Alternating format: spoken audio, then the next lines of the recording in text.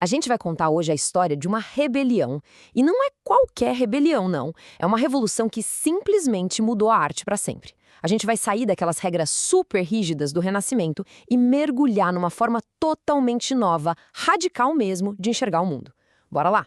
E olha só que curioso, tudo começou com um xingamento, com um insulto. Imagina a cena, 1874. Um grupo de artistas resolve fazer a própria exposição, né? Aí chega um crítico, Louis Leroy, olha para uma pintura do Claude Monet e, para zumbar, fala que aquilo era só um borrão, uma mera impressão. Mal sabia ele que, com essa crítica, ele estava dando nome a um dos maiores movimentos da história da arte. E o mais legal de tudo é que, em vez de ficarem ofendidos, artistas como Monet, Renoir, Degas, eles fizeram o quê? Abraçaram o termo. Falaram, somos impressionistas, então tá bom, é isso mesmo que a gente é. O nome pegou na hora. E o que era para ser uma ofensa virou a bandeira da rebelião deles. Tá, mas eles estavam se rebelando contra o que exatamente? Para a gente entender o tamanho dessa revolução, a gente tem que conhecer o império que eles tiveram a coragem de desafiar. Pensa no mundo da arte dominado por uma única instituição superpoderosa e com regras bem rígidas. Essa instituição era a famosa Académie des Beaux-Arts. E o evento anual dela, o Salão de Paris, era tipo o Oscar da época. Era o único jeito de um artista fazer sucesso. Só que tinha um problema. Os jurados só gostavam de um tipo de arte. Sabe, temas históricos, deuses, mitologia, tudo com uma pintura perfeitinha, lisa, super polida. Não tinha espaço nenhum para algo novo, para uma ideia diferente. E de onde vinha tudo isso? Bom, essas regras todas nasceram lá nos ideais do Renascimento. Durante séculos, a ideia era que mestres como Leonardo, Michelangelo, Rafael, eles tinham atingido a perfeição. Eles tinham descoberto a forma correta de representar a realidade. Então, qualquer coisa que fugisse daquilo era vista como, basicamente, um erro. E essa tabela aqui, nossa, ela mostra perfeitamente esse choque de mundos. Dá uma olhada na diferença. De um lado, o Renascimento, temas históricos, desenho preciso, a busca pela beleza ideal perfeita. Do outro, o Impressionismo, pintando o dia a dia as paisagens, usando pinceladas soltas, visíveis para capturar um instante que está passando. O ponto principal é esse, era uma ruptura total com o passado. Certo? E como é que foi essa rebelião na prática? Vamos dar uma olhada no Manifesto dos Impressionistas, que na verdade era bem simples: quebrar, uma por uma, cada regra que a velha guarda tinha estabelecido. A ideia principal era capturar a sensação do momento, sabe? A luz virou a grande protagonista, o jeito como ela transformava uma cena de um segundo para o outro. As pinceladas agora eram rápidas, visíveis, cheias de energia. As cores, então, puras, vibrantes, direto do tubo de tinta. E os temas? Adeus, deuses e reis. O negócio agora era pintar a vida moderna, os cafés, as estações de trem, o agito de Paris. E agora vem um detalhe fascinante. Uma das maiores armas dessa revolução toda não foi um tipo de pincel ou uma técnica, foi uma invenção tecnológica, o tubo de tinta portátil. Parece simples, né? Mas isso mudou tudo.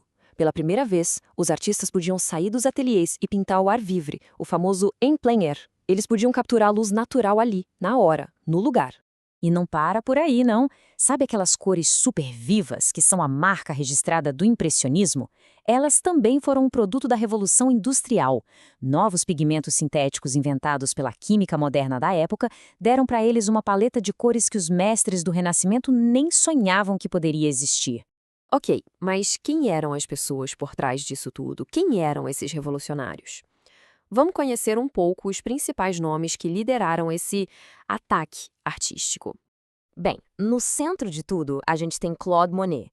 Foi a pintura dele, Impressão Nascer do Sol, que, sem querer, deu o nome para o movimento. E a obsessão dele em pintar a mesma cena várias e várias vezes, em horas diferentes do dia, só para capturar a mudança da luz, isso define perfeitamente o espírito do impressionismo. Aí a gente tem o Pierre-Auguste Renoir. Ele era o pintor da alegria, sabe? O foco dele era na beleza da vida moderna, nas pessoas. As pinturas dele de festas, de almoços, de gente se divertindo, elas celebram os prazeres simples do dia a dia. Já o Edgar Degas, ele era diferente.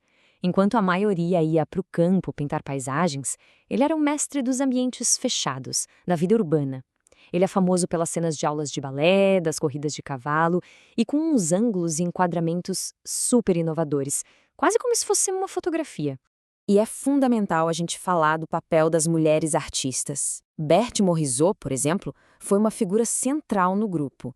Ela trouxe um olhar super sensível, mais íntimo, para as cenas da vida doméstica e foi peça-chave para moldar a identidade do movimento.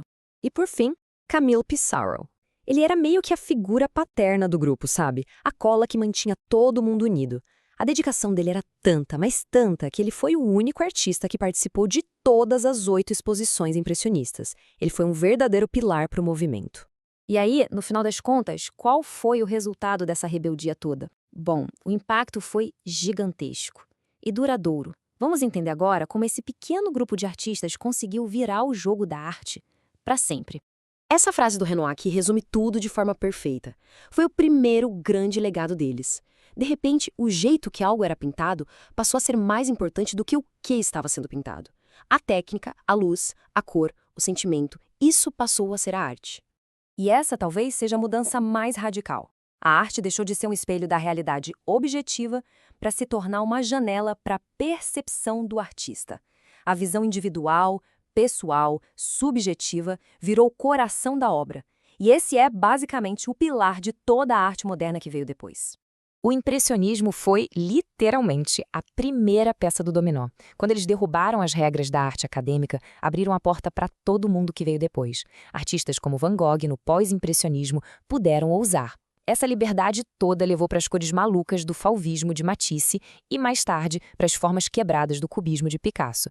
Todos esses movimentos, de um jeito ou de outro, devem a sua existência à coragem daqueles primeiros rebeldes. E tudo isso nos deixa com uma pergunta no ar para a gente pensar. Se a arte é sobre a impressão de cada um, sobre uma visão pessoal, e não sobre uma realidade única e objetiva, será que existe um jeito certo de ver o mundo? Ou de representar o mundo? O impressionismo não deu a resposta pronta, mas ele foi o primeiro movimento que teve a coragem de finalmente fazer essa pergunta.